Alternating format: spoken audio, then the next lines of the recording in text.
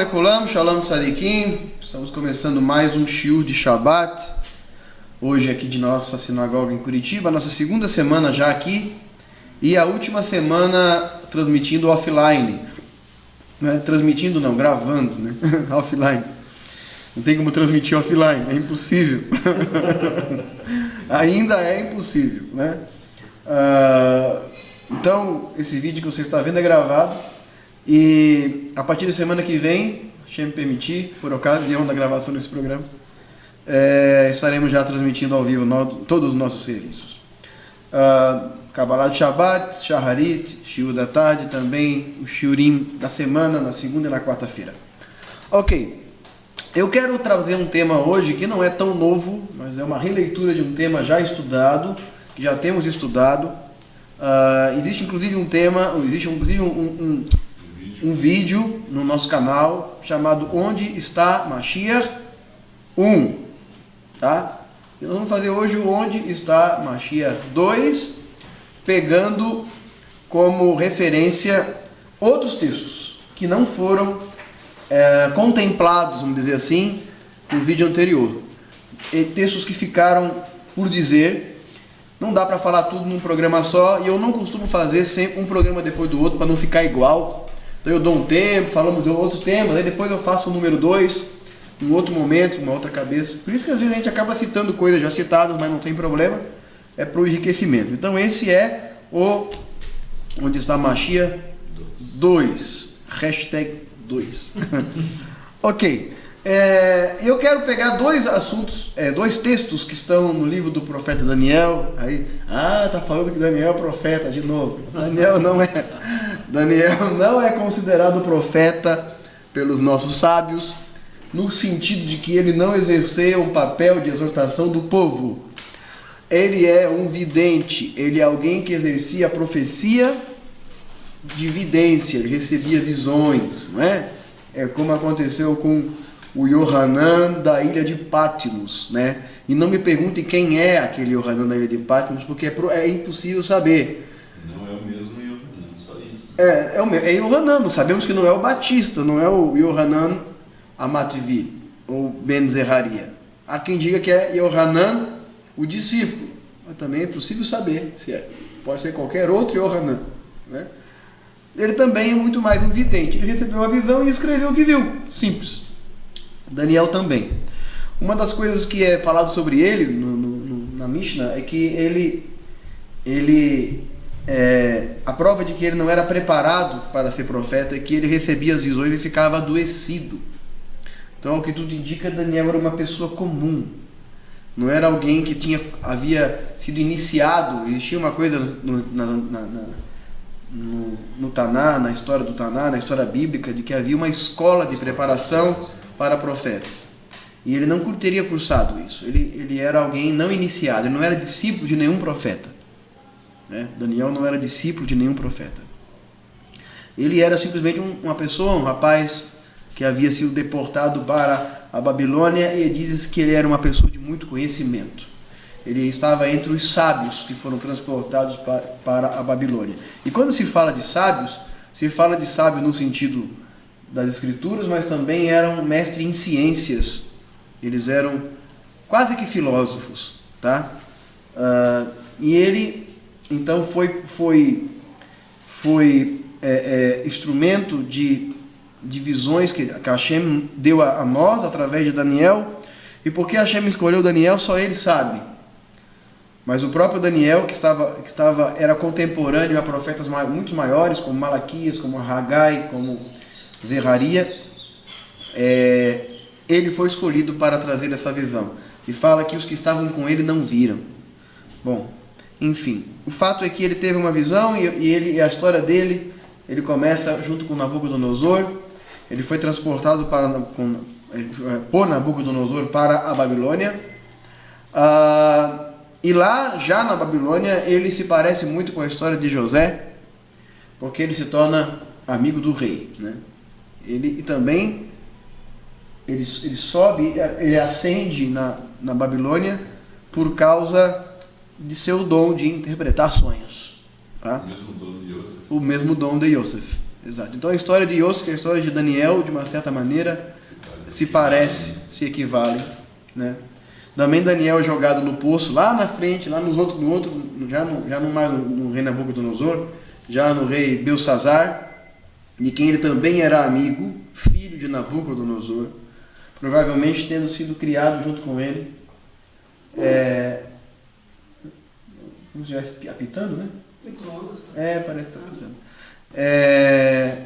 Então ele é denunciado a Belsazar e é mandado para o poço, na cova, né, dos leões lá, e assim, isso me lembra também a história de José, quando ele também injustamente foi jogado na prisão, né? As prisões eram sempre subterrâneas. Então a história de Daniel e a história de Yosef se parecem. E trazendo Yosef então para o nosso sentido do que nós estamos falando agora, sobre quem é o Mashiach. Estava usando, tá certo, não tem problema. Pelo menos a gente sabe que não é assombrado a nossa cozinha agora, né? Então tá. Bom, vamos lá. Nabucodonosor havia tido um sonho e ele era um tipo de cara assim, bem desconfiado.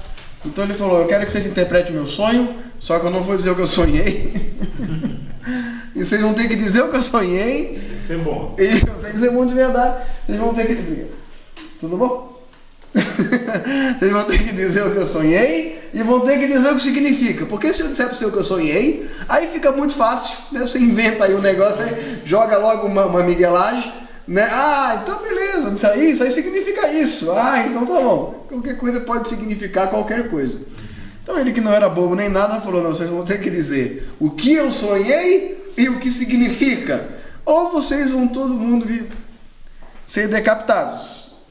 Aí eles se apavoraram e foram pedir para Daniel, né? E Daniel interpretou.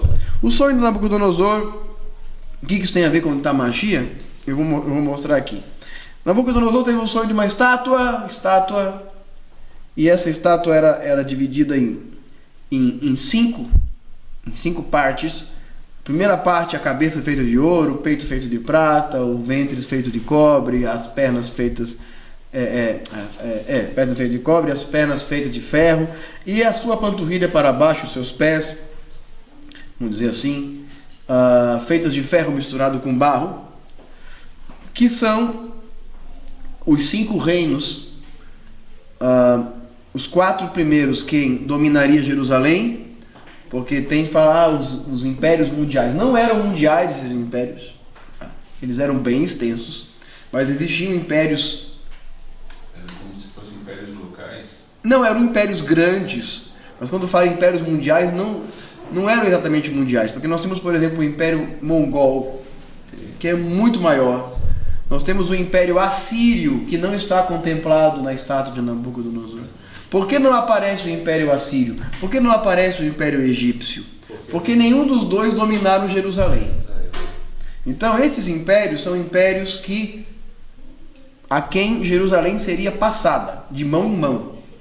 Nabucodonosor dominou Jerusalém, então são impérios que governaram aquilo que a gente chama na Bíblia de Judéia. O que é a Judéia? A Judéia é a parte sul do território de Israel, onde ficaram as 2 tribos de Judá e Benjamim, e claro, a tribo de Levi, que estava em todo o território. Seria errado falar que era império territorial, então? Não, todo império é territorial, não entendi o que você quis dizer. Né? Não, eram impérios grandes, bem expressivos na história da humanidade, mas eu quero dizer que eles eram coexistentes a impérios tão grandes quanto eles, e que não estão contemplados nessa profecia, porque não fazem parte da história de Israel. Então esses impérios são impérios que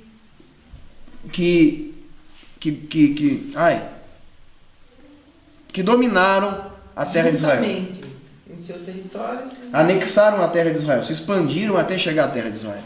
Tá? Por exemplo, antes o Império Persa, ele é coexistente ao Império Babilônico, mas apenas quando ele conquistou Jerusalém, derrotou Nabucodonosor e conquistou a Babilônia, só então a profecia muda para ela. Então, esses impérios eles existiam e todos eles tinham em comum que a Judéia foi anexada a eles como uma província. O que é uma província? Uma província é quando eu governo um lugar, ali era um país, até eu chegar. Quando eu cheguei, aquilo deixa de ser um país, perde sua soberania e ela se torna uma província minha.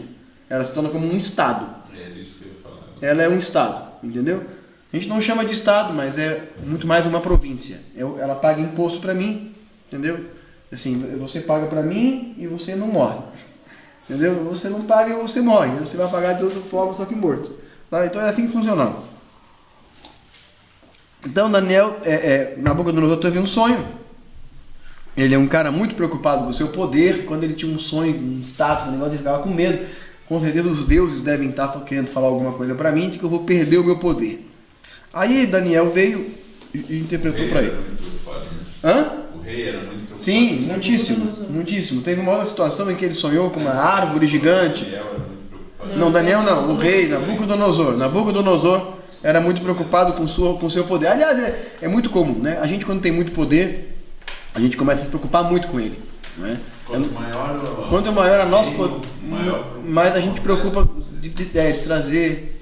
Por isso que o pai Abraão ele não edificava torres, ele construía altar, né? Altares são coisas horizontais, né? Eu construo aqui, ele é feio, eu construo ali, ele é feio, todo altar é feio, não é? Ele não podia se lavrar as pedras, era uma coisa bem rústica mesmo, verdade, que é para não exaltar aquele que fazia. Isso está muito intrínseco ao império, né?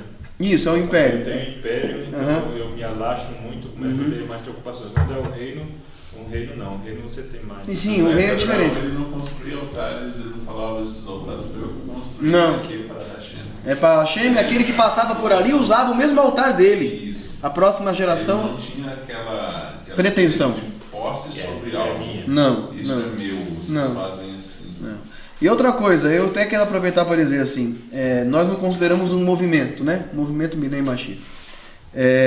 Movimento é aquilo que movimenta, eu sempre falo. Como é que a gente sabe que é movimento? Movimento é aquilo que movimenta. Se não movimenta, não é movimento. Tá? No movimento não é um grupo de pessoas que tem uma mesma ideia. Movimento é um grupo de pessoas com uma mesma ideia e que trabalha e muda o mundo e transforma de alguma forma e essa ideia passa a fazer parte da história humana. Por exemplo, o movimento... Nós temos um objetivo comum. Objetivo comum, mas mais do que isso... De alguma forma nós influenciamos ou a opinião pública ou de alguma certa forma nós deixamos nossa marca, né? O nosso objetivo trata-se também de trazer Mashiach. Sim, trazer Mashiach, mas no sentido prático, não teológico, um movimento ele deve fazer alguma diferença. Se ele não faz diferença, ele não move nada, tá?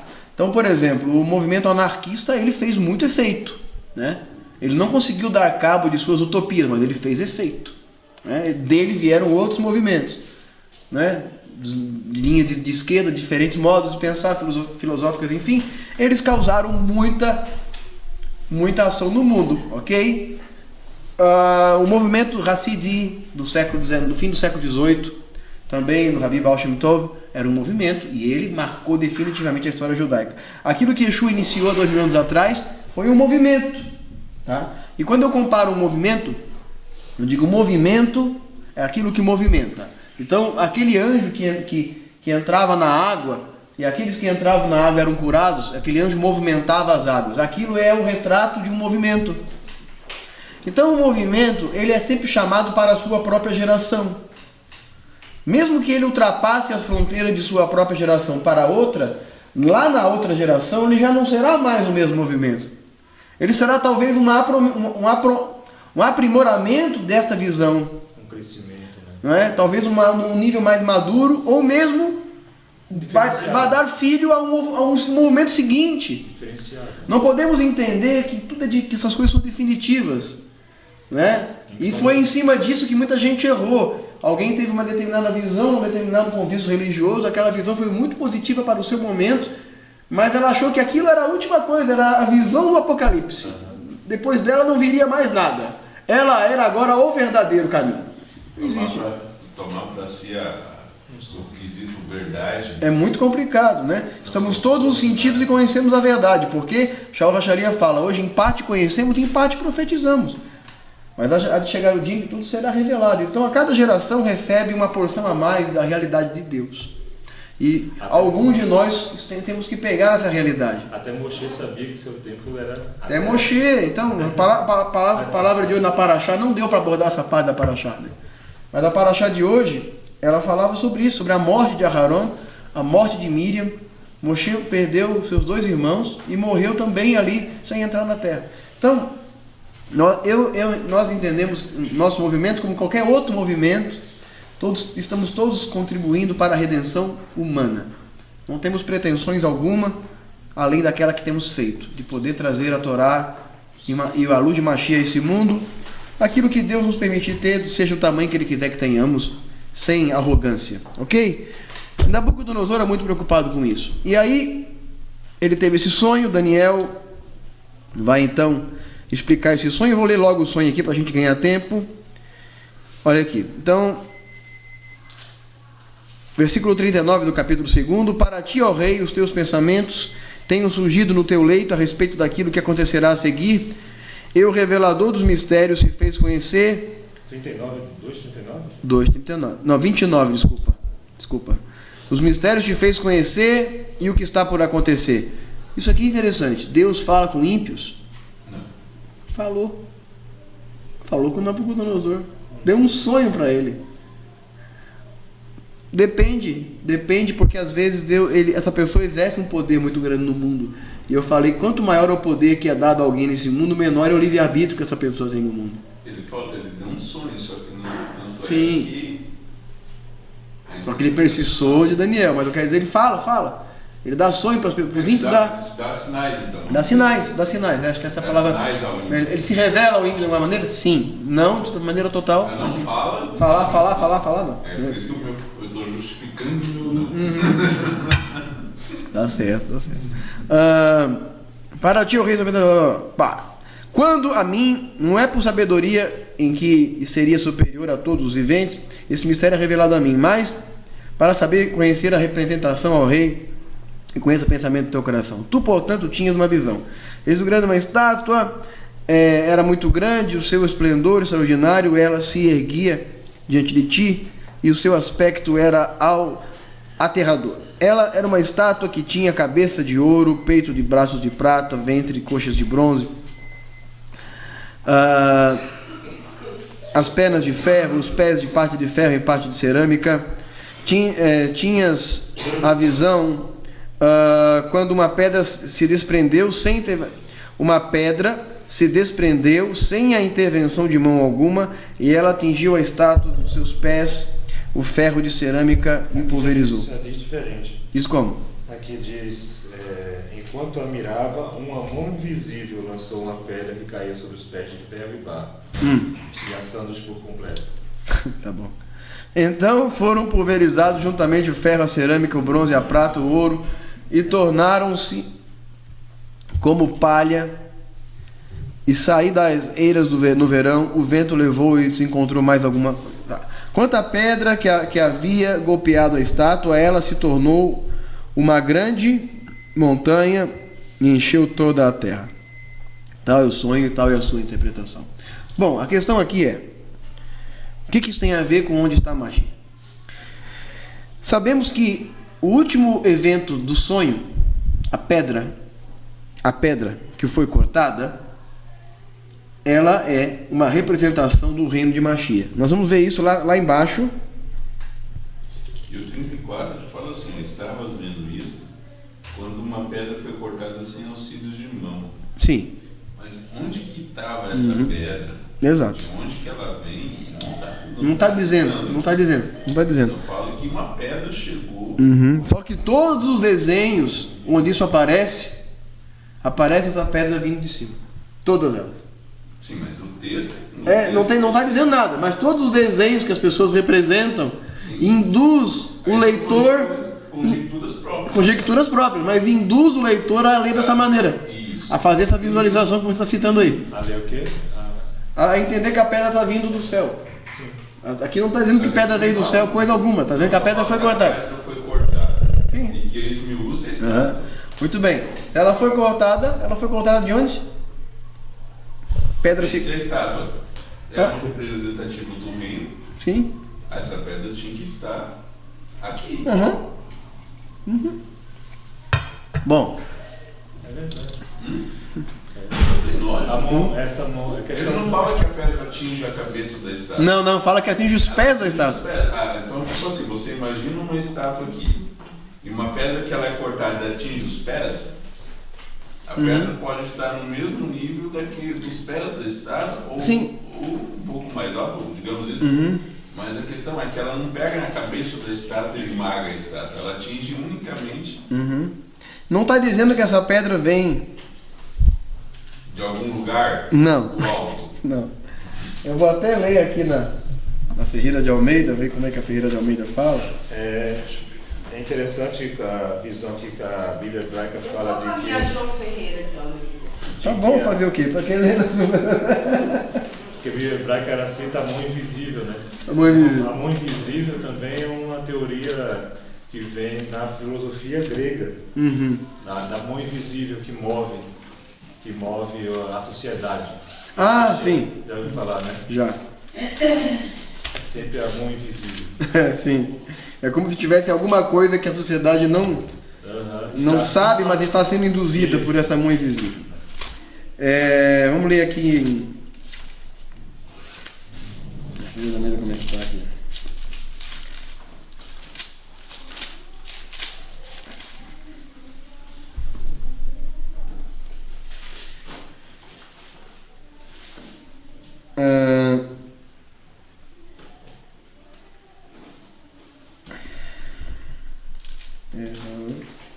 Qual que é o versículo mesmo?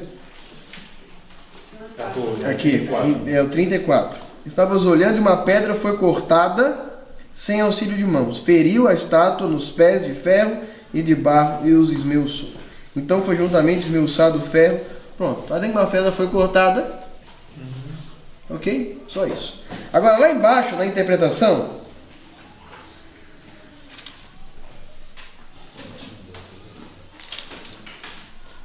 ó, veja bem. Nós sabemos, os outros reinos a gente já não precisa nem falar. O primeiro reino é a Babilônia, o ouro, a prata é o Império Medo-Persa, o bronze é o Império Greco-Macedônico, né? Eu falo de grego-macedônico porque na verdade Alexandre não era grego, ele era macedônio, né? Filho de Filipe da Macedônia, e que expandiu o território para o mundo grego, não é? Então, o mundo grego era grego enquanto cultura, mas era de nascimento macedônico. A Tebe, ela fala assim, tinha as visões quando uma pedra se desprendeu, sem intervenção de mão alguma. Ela atingiu o estátua em seus pés de ferro de cerâmica. Não diz de onde. Pulverizou. Não diz de onde. Se desprendeu. Não diz de onde, diz de onde veio. É uma daquelas coisas que nos traem. Tá? É igual quando as pessoas citam a visão de Keifa. Eu vi um lençol branco cheio de animais de toda espécie. Não diz que o lençol era branco. Todo mundo fala, eu vi um lençol branco desse. Não tinha branco nenhum no lençol. Era um lençol. Esse negócio de lençol branco, a gente mesmo acaba falando, porque imagina um lençol branco. Então são coisas que nos traem. Tá? O texto não está falando nada disso. Ok. Nenhuma versão fala aqui, nem. Não fala. Essa Jerusalém. Procura mais, você vai achar. Numa dessas deve achar. Na versão Jerusalém fala o seguinte: estava olhando quando uma pedra sem intervenção de mão alguma destacou-se e veio bater na estátua nos pés de ferro de argila e o triturou. Agora, eu nunca vi uma pedra se desprender no céu. Será que tem pedra no céu?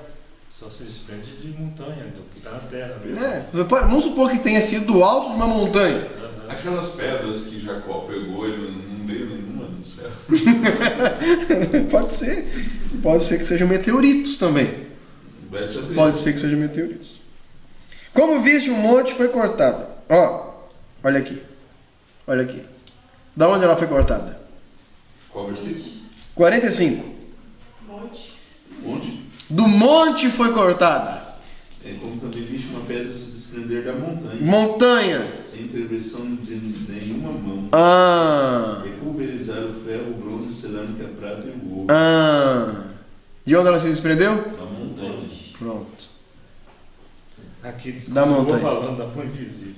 Assim como viste que por uma mão invisível é lançada da montanha. Se a mão era invisível, podia ser que era uma mão, né? Pronto. Então tá. Então da onde a pedra foi cortada? da montanha. Ok? Montanha fica na terra, montanha fica no céu. Montanha. Ok. Mas a montanha atinge o céu, não atinge? Atinge? Não. Sim ou não? Não. Sim ou não? A montanha o quê? Atinge o céu? Depende de onde você estiver olhando. A montanha atinge o céu ou não? Atinge, Annelise? Se atingir, realmente não. Atinge. Não? Depende de qual céu que a gente está. Ah, tá vendo? O que você chama de céu? Justamente. O azul lá em cima. Ah, o que você chama de céu? Aquilo que você olha. De repente que você está É o olhando. azul lá em cima. De repente você está O que é olhando. o céu pra você? É como dizer que o mar chega. Pergunto, velho. Eu só posso perguntar pra quem eu quiser. Eu tô aqui fazendo isso. O céu, por exemplo. Se eu quiser. Deixa ele falar lá que ele tá falando. Ah, depois eu vou diga. colocar. Por exemplo, você está olhando para o mar, você pensa que o mar toca ao céu. Quando chega na linha do horizonte, tá os dois lá. Mas Pronto. não que esteja, que exista realmente o toque entre o céu e o mar. Existe um lugar. O céu dependendo do céu, né? A altura. Você está elevado da terra. Pronto. É um Então, certo céu. por que a palavra céu em hebraico é? Chamar? Chamar. Ah, Shamayim. Ah, Shamayim. Shamayim. Ah, Shamayim é uma palavra plural ou singular? Plural. Plural. Porque existem vários céus. Céus dos céus. Esse é o céu, primeiro céu, segundo céu, terceiro céu, o espaço é o céu, enfim. Os pássaros do céu. Os pássaros do céu, as nuvens do céu, as estrelas do céu e nada está no céu. E também céu é o lugar onde Deus habita, a esfera do celestial, a esfera do invisível, a esfera da presença divina, a dimensão afora dessa dimensão que a gente vive. Também é céu. Ok?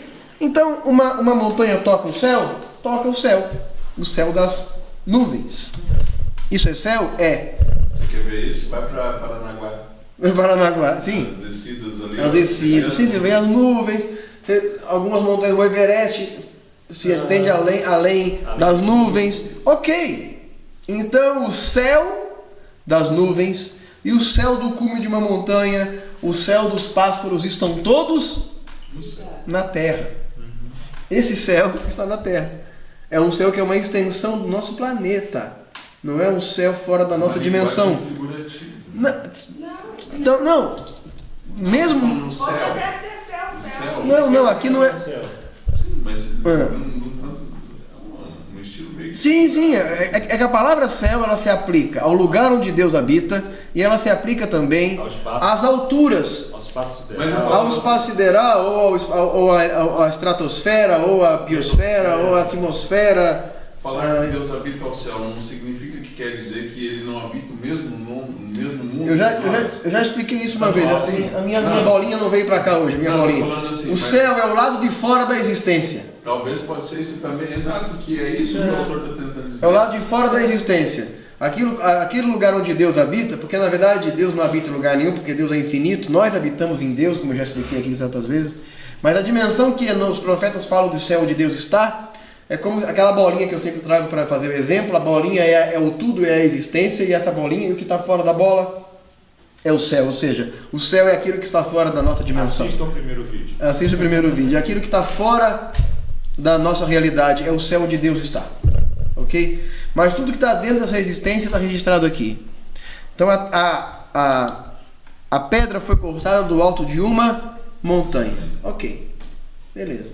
Então onde é que estava essa pedra? Essa pedra veio do céu? Não, essa pedra veio da montanha. Em nenhum momento aqui sequer fala da palavra céu aqui. Vamos seguir.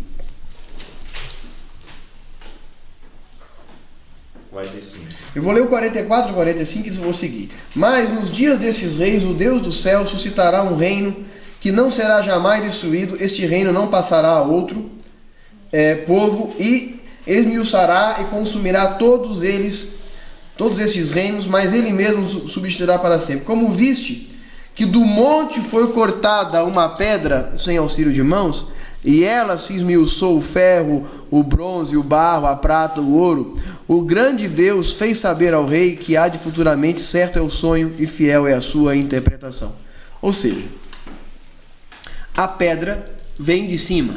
Vem de cima? Da montanha. Vem de cima. Montanha, ok. Vem de cima. E ela esmiuça os pés da estátua. Eu falei até o do Alexandre, depois do Alexandre vem Roma, que é a parte de ferro da estátua. Roma se desfaz. E todo o Ocidente é uma consequência de Roma. Mas também não disse que vem de cima. Não. O que não diz em cima? A pedra. Fala que vem da montanha. Montanha. Ah, sim, tudo bem. Mas vamos entender que vem de cima, porque uma montanha é sempre usada para colocar para cima. O Império Romano, ferro, e o Império Romano se desfragmenta e se torna todo o mundo ocidental, ok? Então se torna a Europa com suas expansões marítimas, conhece o mundo novo aqui onde a gente estava, e enfim, todo mundo ocidental é origem romana. E isso representa a última parte da estátua, que é a parte que está misturada. Ou seja, nós vivemos aspectos do Império Romano, mas um império fragmentado. E diz que tudo que eles tentam se ligar, não conseguem se ligar, porque não dá liga, não dá. As suas alianças duram pouco. Nós estamos acabando de ver aí, por ocasião da gravação desse vídeo, estamos vivendo aí, 2 semanas atrás, a Inglaterra se separou da União Europeia. Tá? Na contramão de tudo que se dizia sobre isso, de que a União Europeia tornar-se-ia o império daquilo que as pessoas chamam de anticristo, que viria, que vai governar, o euro era a moeda única, já foi os Estados Unidos, já foi o dólar, já foi o código de barra, já foi o Visa, Mastercard, já foi tudo. É verdade. É a internet, porque www é vav, que é 666. As pessoas acham cada coisa. Bom, enfim, nada disso. Fala que esses reinos não se uniriam. Não haverá o império mundial mais. Apenas Mashiach. Não haverá nenhum império mundial que antecederá Mashiach. Não haverá. Essa pedra que está falando aqui é um reino que não passará jamais. É o reino de Mashiach. Essa pedra foi cortada da montanha que destruiu as pedras. Destruiu então o mundo de hoje. Esse mundo fragmentado que tenta se unir em blocos, mas que não funciona. Tá? Por quê? Porque não existe mais imperadores. Hoje em dia o mundo vive uma filosofia completamente diferente. Não funciona mais imperialismo, né? O imperialismo ele dura pouco, né? Olha o que aconteceu nos países árabes totalitários, né? A primavera árabe que aconteceu, derrubaram todo mundo. O próprio povo derruba. Tá? Então, desde a queda da Bastilha, que foi comemorada agora, eu quero aproveitar, né, para dizer que é muito triste o que está acontecendo aí, o Estado Islâmico. Mashiach tem que chegar logo. Enfim, na França, né? Mas a queda da Bastilha, para quem não sabe, comemora o dia que se tornou o marco da Revolução Francesa, né? Quando os presos políticos da Bastilha, que era uma torre onde eles ficavam presos, foram libertados. Então, chamada queda da Bastilha, né? E logo depois foi decapitado, né? Os reis da França, que era Luís XVI, né? Luís XVI e a rainha... como é o nome da rainha? Nossa Deus, não pode esquecer, agora eu já falei. Rainha... Maria Antonieta. Maria Antonieta, não é isso? Sim, Maria Antonieta. Maria Antonieta, que foi aquela que deu que o povo coma brioches, não é isso? Maria Antonieta, esposa de Henrique XVI, Luís XVI, foram decapitados na queda da Bastilha. Então, desde que o mundo descobriu a democracia, desde que o mundo instituiu seus reis, não existe mais imperialismo no mundo, não é? Então, todo poder totalitário é um poder breve. Ele não funciona por muito tempo, ok? Porque não há mais homens na Terra com essa capacidade. Em Deus não dá mais também isso. Somente Mashiach trará isso novamente. Tá? Mashiach é quem terá de novo a primazia. O nazismo tentou. Então não adianta a gente tentar reviver os dias de Moshe Rabbeinu no dia de hoje, né, onde 600 mil pessoas dão a voz a uma única pessoa. Nem ele mesmo era assim. né? Nem ele mesmo era assim. Ele era um homem que ouvia todos os lados das coisas, né? Ele não era um déspota, né? Então não funciona mais assim, não funciona. E esse reino que nós vemos hoje, ele será substituído pelo reino de Mashiach. Ok. Eu estou falando isso porque há quem use esse texto para dizer que o Mashiach está no céu. Está falando que a pedra que veio aqui, essa pedra veio do céu. Essa pedra não veio do céu, não está dizendo que veio. Essa pedra veio de uma montanha. Mesmo que ela tenha vindo de um lugar alto, significa que ela pode ter vindo das nuvens, e nuvens não é céu. É céu das nuvens. Nuvens do céu. Mas não é o céu de Deus. São coisas que não tem nada a ver uma coisa com a outra. Dizer que as nuvens são o céu de Deus é forçar o texto completamente. É estuprar o texto, para falar a verdade. Mas se ela tivesse vindo também de uma montanha alta, além das nuvens, estaria... Mesmo assim não seria céu. Mas ainda assim seriam nuvens. Sim, mas... Eu estou falando isso porque vamos ler o 7. E o 7 cita umas nuvens. Então vamos dizer que é. Vamos dizer que é do alto de uma montanha. Tudo bem. Ok? Vamos dizer que é. Mas mesmo que seja, essa montanha, ela nasce da terra. Ela está em contato com a terra. Ela não está fora. Ela foi cortada. Ou seja, continua na terra. A montanha é aqui. É aqui. A montanha está aqui. E ela foi cortada da montanha. A montanha é algo terrestre. Ela não veio, ela não estava solta. Porque ele poderia ter falado, eu vi uma pedra vindo de além das nuvens, e ela vinha. Não, ele falou que ele viu a pedra ser cortada. Do alto? Da montanha. Ele não fala nem do alto, o alto acresce no seu. Nem fala alto, fala só montanha. Estou colocando alto para ajudar. Para ajudar, né? Não fala. Fala só que foi. Então ele viu a pedra ser cortada na montanha. Então a pedra foi cortada de um hemisfério terrestre. Tá bom? Tá. Vamos para Daniel 7. Lembrando, o terrestre, o terreno, o terráqueo. Né? Eu não estou me aprofundando na estátua porque não é o tema, tá, gente? Tô só. Ótimo. Daniel 7. Pasuk.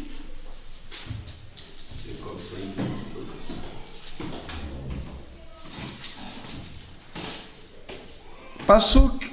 7 é falando das feras, né? Das feras. Vamos pegar das feras. As feras. Eu vou ter que ler o texto todo. Eu não queria ler o texto, mas vou ler. Vou ler o texto. 7:2 em diante. 7:2. Vamos lá. E falou Daniel e disse: eu estava olhando na minha visão da noite, e eis que 4 ventos do céu agitavam o mar e a cidade. O mar grande, desculpa. O céu agitava o mar grande. De novo, os ventos do céu, né? O céu da onde aqui? Da atmosfera, né? 4 animais grandes diferentes uns dos outros. Os 4 animais aqui que nós vamos ver são os mesmos reinos que estão na estátua, tá bom?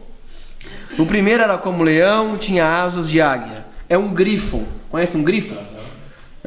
Era o símbolo da Babilônia, um leão alado. Enquanto eu olhava, foram-se arrancadas as asas. Ou seja, foi derrubado. Lembra a profecia para Nabucodonosor? Eu do céu te derrubarei. Foi levantado da terra e pôs em 2 pés como homem. Ou seja, virou homem de novo. Deixou de ser um super-herói. Perdeu seus poderes. E lhe foi dada mente de homem. Ok. Perdeu, não é mais. A expressão que fala cuidar do coração de homem. Pronto. Coração humano. Continuei olhando. Há quem diga que Nabucodonosor morreu remido, vamos dizer assim. Porque Nabucodonosor ele virou um animal, foi pastar e depois se arrependeu e olhou para Deus. Tem essa história. Tem a história, está escrito na Bíblia, né? Que ele foi comer com as feras do campo. Tá. Continuei olhando, eis aqui o segundo animal semelhante a um urso, o qual se levantou dos seus lados, na boca os dentes, trazia 3 costelas e lhe diziam: levanta-te e devora muita carne. Esse urso aqui é o Império Medo-Persa, ok? Depois disto continuei olhando, eis aqui outro semelhante a um leopardo, e tinha as costas 4 asas de ave, e tinha também esse animal 4 cabeças, e foi-lhe dado domínio. Por que 4 cabeças? Porque depois da morte de Alexandre, o reino de Alexandre foi dividido em 4 reinos, que eram seus 4 generais. Inicialmente 5, depois ficou 4. Ok? Seleuco, Antígono, Ptolomeu, Seleuco, Antígono e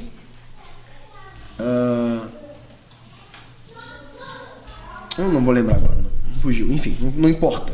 Os 4 generais de Alexandre, eles assumiram o lugar dele, por isso esse animal tem 4 cabeças, ok? Certo. Cassandro, ok? Cassandro, Ptolomeu, Lisímaco e Seleuco, ok? Eram os 4 generais de Alexandre.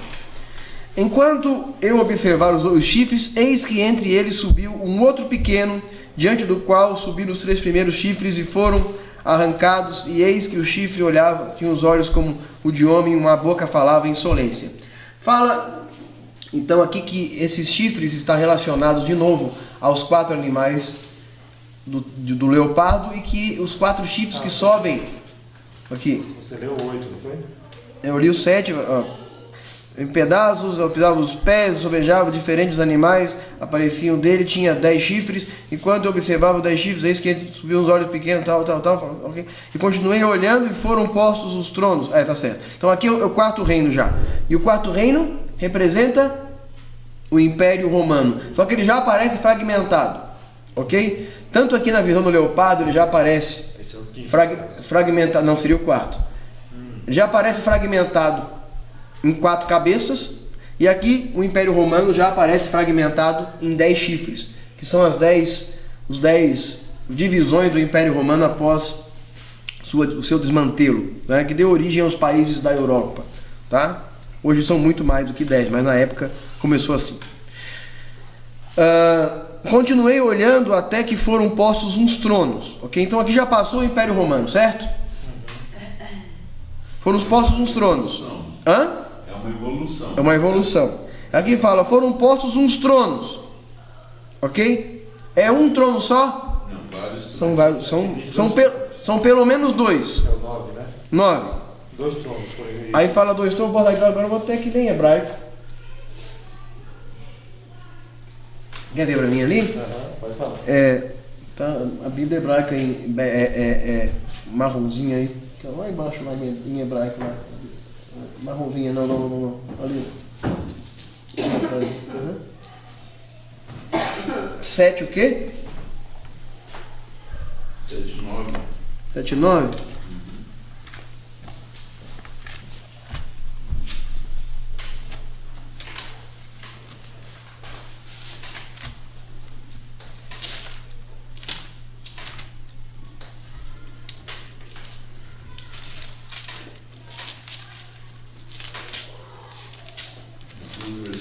As versões que eu tenho aqui não fala 2, não, só fala tronos. Fala tronos, né? Vamos em hebraico aqui.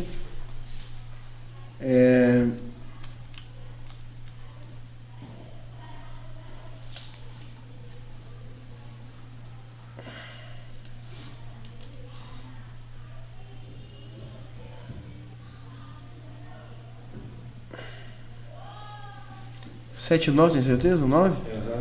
Vi a seguir que 2 tronos foram erigidos e alguém que era entrado em anos sentou em um deles, suas roupagens eram brancas como a neve e seus cabelos pareciam ser de puríssima lã.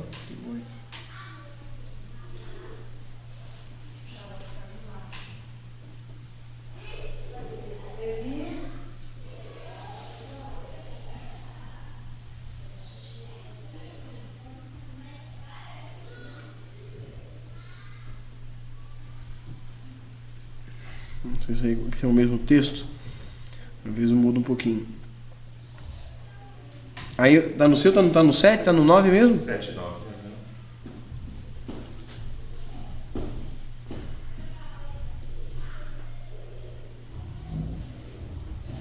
Ah, tá.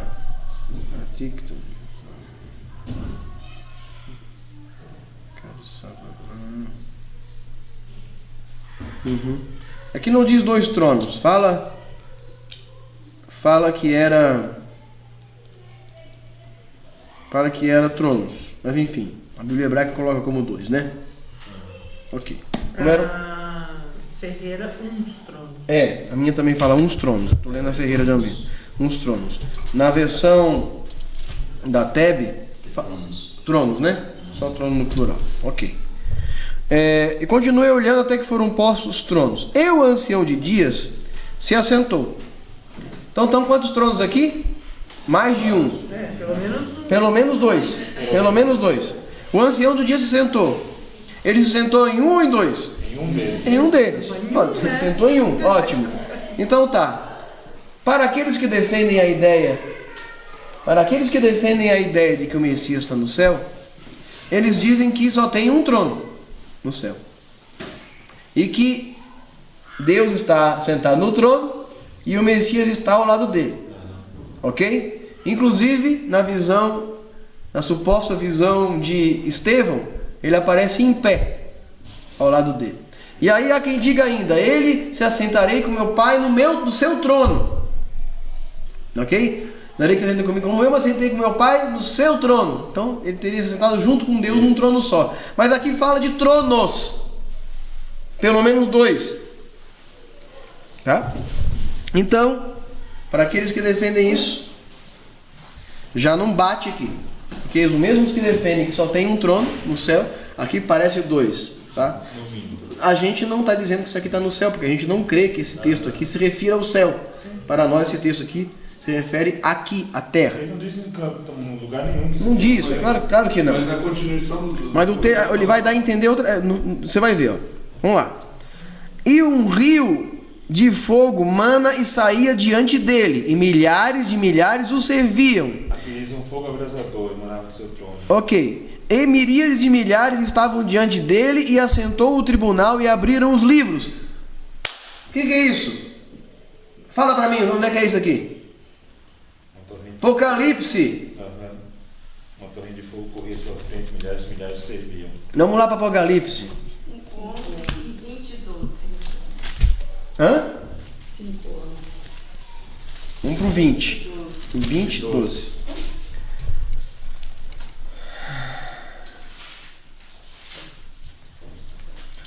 Vi o grande trono branco naquele que se assenta, cuja presença fugia até o céu e a terra, e não se achou lugar para eles. E vi também os mortos, grandes e pequenos, postos em pé diante do trono. Então abriram os livros, e ainda outro livro, e o livro da vida foi aberto, e os mortos foram julgados, segundo suas obras, conforme o que se achava escrito nos livros.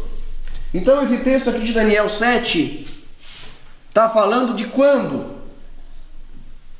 De hoje? É de hoje esse texto? Não. Falando de quando? No futuro. No futuro quando? Quando o Mashiach chegar? Não. Posterior. Quando Deus já estiver aqui julgando já no fim do milênio. Um novo céu e nova terra. Ok? Pegando uma outra referência, Salmos 53, fala assim: ó, o nosso Deus vem e não se calará. À sua frente um fogo devora e ao seu redor tempestade violenta. Uma referência também a esse texto de Daniel. À sua frente um fogo, entendeu? Do rio do Sim, mas por quê? O que significa o fogo, o rio do fogo? Significa que antes que ele aparecesse viria uma destruição, uma guerra. Sim. À sua frente um fogo abrasador. E aí, olhando para Obadias, nós estudamos Obadias dias atrás, fala que a casa de Jacó será brasa, e a casa de José será fogo, e a casa de Esaú será palha. Então é a destruição das nações. E aí ele continua, e ao seu redor tem isso, Salmos. E ao seu redor tempestade violenta. Do alto ele convoca o céu e a terra para julgar o seu povo. Ótimo. Ok. Muito bem. Vamos voltar aqui para Daniel 7. 11 agora, verso 11. Então estive olhando por causa da voz dos insolentes palavras que o chifre... Aí ele volta para o chifre de novo. Aqui já é falando do animal que antecedeu. Aquele chifre do quarto animal, ok? Do proferia, estive olhando e vi um animal que foi morto e o seu corpo desfeito e entregue para ser queimado. Quanto aos outros animais, foi-lhes dado domínio. Todavia, foi-lhes dada prolongação de vida por um prazo em um tempo. E eis que eu estava olhando em minhas visões à noite, e eis que vinha com as nuvens do céu. Veja. Das nuvens dos céus. Aí fala das nuvens, não. Vou ter que recorrer de novo ao texto hebraico. A minha fala com as nuvens. Com as nuvens, o teu fala Das nuvens. nas nuvens. Das nuvens. Veio das nuvens. Ok. Continua a minha visão e percebi que das nuvens do céu descia alguém semelhante a um homem. Das nuvens, ok? Das nuvens, ou seja, das nuvens. Na versão de Jerusalém fala sobre as nuvens. Sobre as nuvens. Pra gente não ficar, vamos ver aqui em hebraico, preso em traduções. 7:13.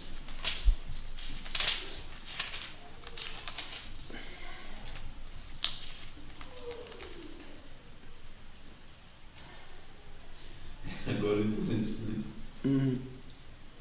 Porque aqui vai falar do filho do homem e ele adiantou, ele vinha ele veio sobre das nuvens e adiantou-se até o ancião, que foi introduzido na sua presença. Aqui, ó, Iru ima. Aqui é im. Im é com. Tá? Com as nuvens, tá?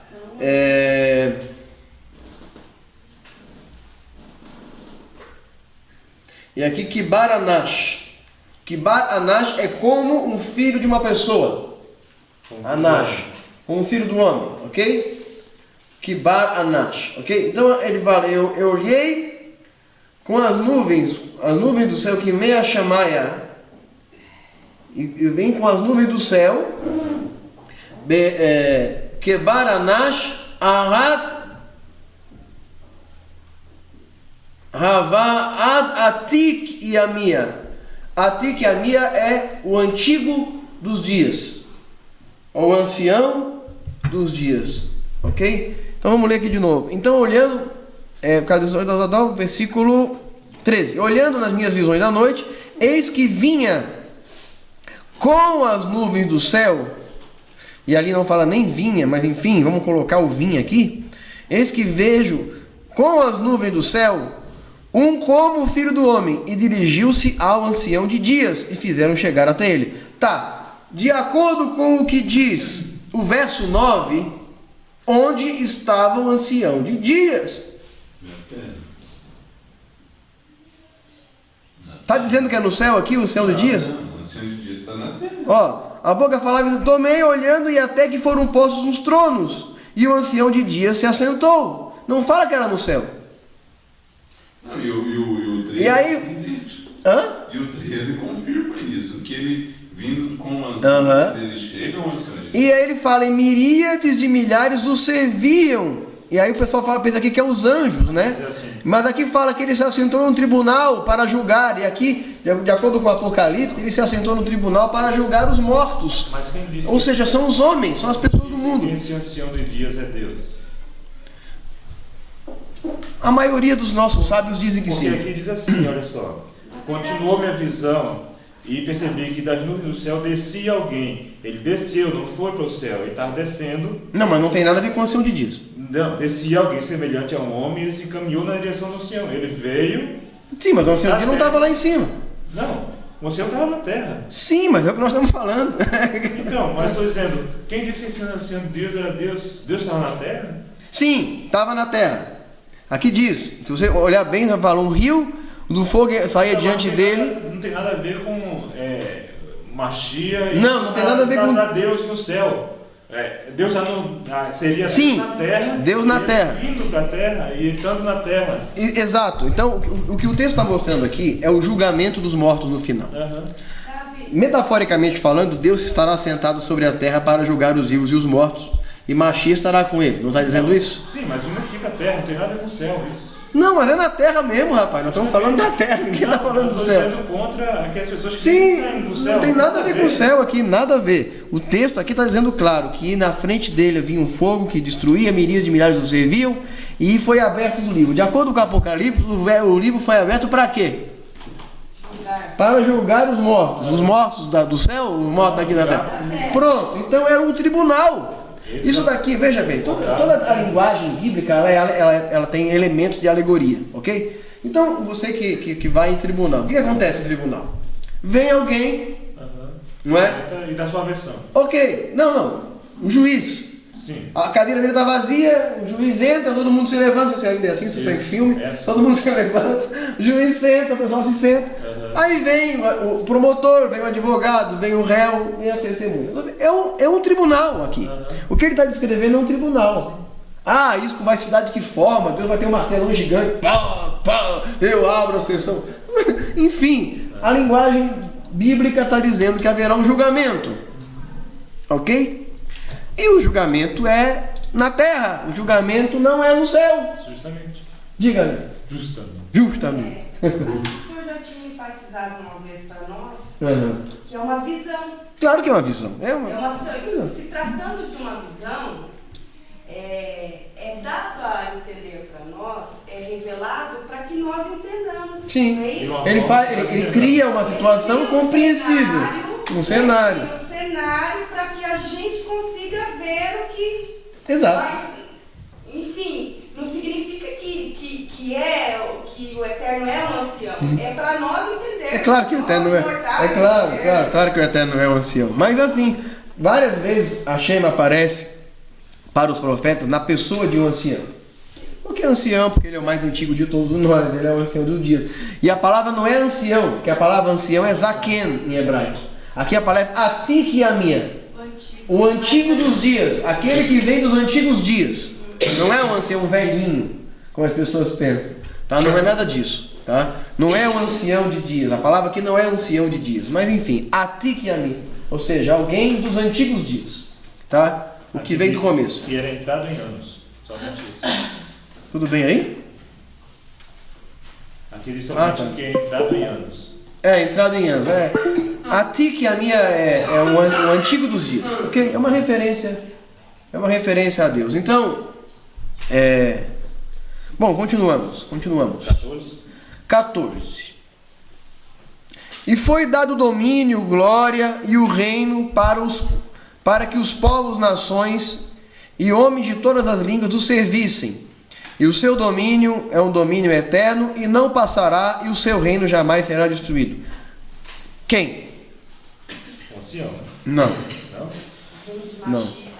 Aqui está falando do Filho do Homem que virá. Por quê? Porque isso está ligado com Daniel 2 que nós lemos agora. De que essa pedra viraria uma montanha e que o seu reino não passaria jamais. Aqui está falando do reino de Mashiach. Mas aí depois o Mashiach entregará o reino ao Pai. Ok, está certo. Mas de qualquer forma o mundo continuará a ser regido pelo homem. Deus estará aqui como era no Éden. O homem, Deus, todo mundo junto, misturado. Mas o homem governando a terra como deveria ser, na pessoa de Mashiach. Ok? Então, e diz que sua autoridade será perene, jamais desaparecerá. Exato. Bem como o seu reino, que jamais será destruído. Isso, que é o que diz Daniel 2, da pedra que foi cortada. Mas como é que ele vai entregar o reino? Não, quando ele fala entregar o reino, a presença divina estará em toda a terra. Mas continuará reinando. Continuará reinando. Para sempre, né? Entregar o reino O mundo restaurado da forma edênica. Da forma edênica. Na forma edênica Adão reinava, mas Deus também reinava. Ok? Deus reina no universo, mas nessa terra ele deu aos filhos dos homens. Né? Os céus são os céus do Senhor, mas na terra ele deu aos filhos dos homens. Então ele deu aos filhos dos homens. Então a humanidade voltará a reinar, representada por Mashiach, mas ela mesma estará de novo reinando no mundo, em unidade perfeita com Deus. Os nossos sábios dizem que nesses dias o céu e a terra serão uma coisa só. Não existirá mais diferença. Tá? Como era no Éden. De novo, vamos voltar para aquilo que eu falava lá no começo. Qual é a menor distância entre dois pontos? É uma linha reta. Não, é a junção de dois pontos. O Keter e o Malhut se tocando novamente. Uma perfeita interseção entre dois pontos. Não é? Dobrando ali a árvore da vida, né? Dobrando O que diz aí o seu 27, hein, Irato? 27. O cara tá lendo, eu estou explicando, ele está seguindo a leitura. Não, estou prestando atenção. Eu sei que você está. 27. Tá. 27. A gente está só no 14, ele está lá no 27. Vamos ler. A linguagem da Bíblia hebraica, ela às vezes ela tende, é meio tendenciosa. Eu quero ver no 27 que fala aí. Não vou ler o 27 agora não. Não, né? Primeiro vamos ler o outro, porque o 27 é conclusivo. Tá, vamos lá, vamos continuar aqui. Depois eu leio do 27. Tá. Quanto a mim, Daniel, o espírito foi alarmado. Bom, então aqui terminou a visão. Quando isso acontece, quanto a mim, Daniel, tal, ou ele tem outra visão, ou ele tem uma mesma visão e explica de uma maneira diferente. E é o que vai acontecer agora, por isso nós vamos chegar no 27. Quanto a mim, Daniel, meu espírito foi alarmado dentro de mim, as visões da minha cabeça se perturbaram. Passuk 15, 16 agora. Cheguei-me a um dos que estavam perto de mim e pedi a verdade acerca de tudo isto. Assim ele me disse e fez saber a interpretação das coisas. Bom, ele viu tudo isso aqui, essa bagunça aqui, e agora ele vai entender. Estes animais são quatro os reis que se levantarão na terra. Aí, mas e aquelas 4 cabeças? 4 cabeças os generais que ficariam no lugar de Alexandre. Mas os santos do Altíssimo receberão o reino e possuirão para todo sempre, de eternidade a eternidade. Depois desses 4 reinos, e esse reino que se fragmentaria em 10, o poder seria dado aos santos do Altíssimo. Quem são os santos do Altíssimo? Tá, continuando. Era isso que É isso que eu ia perguntar, né? 27, Então, tive o desejo de conhecer a verdade a respeito dessas coisas. Animal que era diferente dos outros, muito terrível, cujos dentes eram de ferro, cujas unhas eram de bronze, que devorava, fazia em pedaços, pisava os pés e despojava. Também a respeito dos 10 chifres que tinha na cabeça, e outro subiu, diante do qual caíram 3, o chifre. O rebusco com 21. E eu olhava, e eis que esse chifre fazia guerra contra os santos. Ok? Império. Eu falei que era qual o império dos chifres? Para os servos sagrados. Eu falei que era o animal com os 10 chifres representava qual império? Romano. Então esse chifre que prevalecia contra os santos, o que é? O Império Romano. O Império Romano. Estão falando aqui do quê? Perseguição, Inquisição espanhola, Inquisição portuguesa. Quem são os santos do Altíssimo? O povo de Israel. Povo de Israel. Pelo amor de Deus. Né? Povo de Israel. Né? O pessoal aí fora usa isso aqui para dizer que é os Que nunca foram perseguidos. que nunca foram perseguidos, né? Até que veio o ancião de dias e fez justiça ao santo do Altíssimo. Aqui, Hashem, né? E veio o tempo em que os santos possuírem o reino. Então ele disse: o quarto animal será o quarto reino da terra, o qual será diferente de todos os outros reinos. Devorará toda a terra e pesará os pés e fará em pedaços. 10 chifres correspondem aos 10 reis que se levantarão daquele mesmo reino. E aí aqui já é que parte da estátua. Os pés, que é misturado barro e ferro, ok? Entendeu aqui? Está acompanhando, Yakov? São duas visões que representam a mesma coisa, tá? Então o quarto animal ele se divide em 10 chifres, ele tem 10 chifres. Então aquele que era o ferro, que era o Império Romano, o outro reino dividido é os chifres do Império Romano, né? Que surgirá dele. Ok. Proferirá palavras contra o Altíssimo e magoará os santos do Altíssimo e cuidará de mudar os tempos e as leis, e os santos que lhe serão entregues nas suas mãos por 1 tempo, 2 tempos e metade de 1 tempo. Que é aqueles, de acordo com o Apocalipse, os 1260 dias, né? Que aquela mulher seria perseguida. A mulher tinha a lua sobre os seus pés, o sol sobre sua cabeça e 12 estrelas. É uma perfeita mensagem sobre o povo de Israel. As 12 tribos e o céu, a lua e o sol, que fala lá em Jeremias 31, 35 e diante, que a lua e o sol, enquanto o sol continuará a brilhar e a lua continuará no seu lugar, então a aliança de Deus com Israel não se acabará. Então o sol e a lua representam isso. Também são as testemunhas que Deus tomou. Fala: eu tomei a lua, o sol, a lua e as estrelas como testemunha. Tá? Então essa mulher é o povo de Israel. Tanto que ela fala que ela gerou o Messias, não é? Ok. Mas haverá um julgamento. Ok. 26. Mas depois se assentará o tribunal para lhe tirar o domínio. Ok? E para destruir e consumir até o fim, que é esse momento do versículo 9. O momento do versículo 9, quando os tronos são colocados na terra para acabar com o reino desses que perseguiam os santos do Altíssimo, ou seja, o reino de Mashiach. Aí vem o 27. Aí vem o 27. E o reino, o domínio e a majestade e os reinos debaixo do céu serão dados aos santos do Altíssimo, Ao sagrado povo. Ao sagrado povo. E o seu reino será um reino eterno, e os domínios servirão e lhe obedecerão. O reino Do mundo. Pois é, eu tô do planeta. Criação. E a realeza, o poder e a grandeza de todos os reinos sobre o céu serão entregues ao sagrado povo, servidor do Altíssimo. Será eterno seu reinado, o reinado do povo do Altíssimo, o reinado de Israel. Na pessoa de Mashiach, porque fala... Aqui diz, o eterno será eterno seu reinado e todos os governos os obedecerão e servirão. Aqui termina a explicação que me foi dada. Então, será dado ao povo de Israel. Será dado ao povo de Israel, será dado aos santos do Altíssimo, será dado àqueles que Mashiach reinará, enfim, aos Sadiquim. Okay? Um será dado ao Sadiquim. Esses mesmos Sadiquim que foram perseguidos. Porque por isso, talvez, muitos hoje esperam uma era messiânica e não o próprio Mashiach, entendeu? Muitos dos judeus... Sim, mas não, de fato, não, mas os que esperam uma era messiânica e não de fato Mashiach, creem que inclusive ela já tenha começado, tá? E que será uma evolução da própria humanidade. Do Estado de Israel? Alguns do Estado de Israel, as mais diferentes ideias. Aqui fala de uma pessoa que representará uma totalidade. Então, o povo reina na pessoa de seu representante. E também reina por consequência, porque o governante devolve a ele o seu devido poder. Na primeira parte fala sobre a pessoa, né? Mas nessa segunda parte da explicação desse anjo... Sim, é por isso que o Mashiach vai dizer que reinarão com ele. Entendeu? Isso. Reinarão com ele. Tá?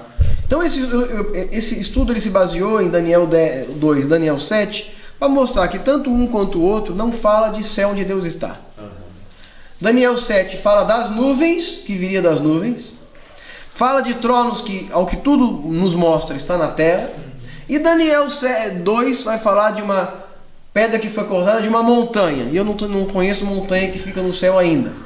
Montanha fica na terra. Então, nossos sábios explicam isso na Mishnah aqui. Mashiach ora aparece vindo de baixo, ora aparece vindo de cima. Nos dois casos é na terra. Mas uma hora ele aparece vindo nas nuvens do céu e outra hora ele aparece vindo montado num jumentinho. Como alguns dos nossos sábios não conseguiram explicar, alguns dizem, se Israel tiver mérito, virá nas nuvens do céu. Se Israel não tiver mérito, virá montado num jumentinho. Mas nunca em um cometa. Mas nunca em um cometa. Agora, essa questão de méritos, né? As pessoas falam, mas isso daí é muito relativo, vamos dizer assim.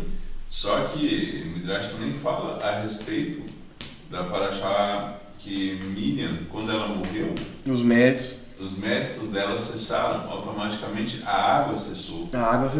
Entendeu? Então, quer dizer, os méritos... Tanto que eles tiveram que, na Parashá de hoje, na última aliá, eles tiveram que pedir a Deus para que o poço voltasse. Porque o poço secou junto com Miriam. Estava escrito lá que depois que Miriam secou, morreu, a água deixou de jorrar. E aí eles pediram para o poço brotar e diz que o poço brotou. Diz o texto lá. O texto da Torá, nem do Midrash. Torá fala, o poço brotou. Então, e aí o Midrash explica que era por causa de Miriam. Então, eu quero dizer que validar nisso a ideia dos méritos de Israel para os dias de Mashiach. Sim. É extremamente importante, sim. Claro. Para essa questão de os sábios dar essa interpretação. Sim. Israel terá que ter méritos para antecipar a chegada de Mashiach. As pessoas não gostam quando eu falo isso. Mas, quando o próprio Rav Yeshua fala para os seus discípulos, então a boa nova do reino, do Malhut HaShamayim, será pregada em toda a terra, então verá o fim, então ele condicionou. Quando essa mensagem chegar até os confins da terra, então verá o fim, ele condicionou. Agora, o dia e a hora ninguém sabe. Os nossos sábios dizem isso, ninguém sabe a hora que Mashiach vem. Mas nós temos que fazer essa parte de verificar. Isso, nossos sábios dizem, Mashiach virá, como ou sem méritos, mas ele pode vir antes, com menos sofrimento, ou ele pode vir no tempo que ficou para ele vir mesmo, só que aí haverá sofrimento. Só que é o que nossos sábios dizem, entendeu? Essa condição que ele dá também sobre a profecia de quando chegar, também é mais um aval que podemos sim antecipar. Ou seja, porque ele falou que está nas nossas mãos. Essa mensagem em todos os reinos da terra, então virá o fim. Ou seja, se você não fazer nada, alguma forma ela vai chegar. Mas se ela levasse 500 anos para chegar, e a gente conseguir fazer chegar em 50, eu antecipo em 450 anos a chegada de Mashiach. Entendeu? E eu posso ir até mais adiante quando se diz assim, o que ele diz, qual a mensagem que vai chegar aos confins da terra? A mensagem do verdadeiro Mashiach, né? Não, Malhut Hashamayim. Sim, Malhut Hashamayim, sim. A mensagem de Malhut Hashamayim está indo até mesmo pelo judaísmo racídico. Sim, sim, com certeza. Mas se fala no judaísmo sim, racídico também sim. sobre o Malhut Não é apenas a questão de Mashiach. Não é apenas a mera questão de Mashiach. Era Yeshua. Ele disse, não é quando todos souberem meu nome em todo local. Não. Sim, entendi o que você quer dizer. De uma certa forma, o mundo está se tornando indesculpável porque a mensagem do Malhut Hashamayim, que é a Torá, está chegando em todo mundo. Principalmente para o nosso povo judeu. Sim. É verdade. É isso. Não, tinha muita mais coisa para falar. Eu ia mexer com Coríntios 15, baseado nisso, mas não vai dar para mexer hoje. Tá, vai ficar para uma próxima, pro número 3, onde está Mashiach, number 3, ok? É isso. Shalom lekulam, shalom tzadikim.